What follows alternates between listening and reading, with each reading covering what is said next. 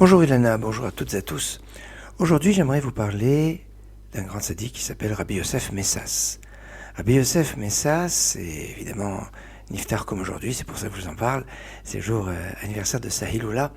Il est né en 1892 à Meknes. Son père c'était Rabbi Chaim Messas. Dans sa jeunesse, il a étudié auprès de Rabbi Chaim Berdugo à la Yeshiva Beth El et Etzraïm, qui avait été fondée par le Rav Zev Halpern à Meknes.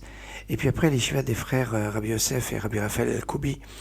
Il est à peine âgé de 16 ans quand il a écrit ses premières lettres qui vont le faire connaître, être très pertinentes au niveau de la halakha.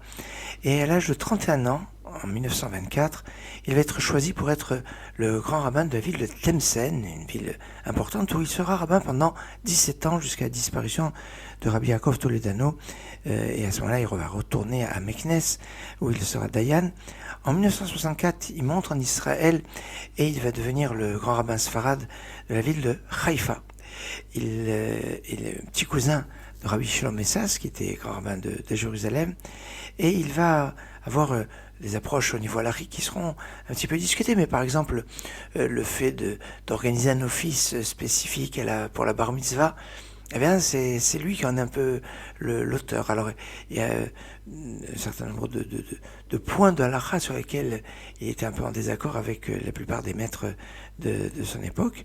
Il n'en reste pas moins que c'était un rave un peu hors du commun. Il a écrit 48 ouvrages, notamment c'est Shelot Utshuvot Maim Chaim, c'est responsable Maim Chaim, un livre sur les fêtes de Hanouka, de Purim, et il a écrit des poèmes. Il était très doué au niveau artistique, que ce soit au niveau de dessin, avec des tableaux assez impressionnants de Torah.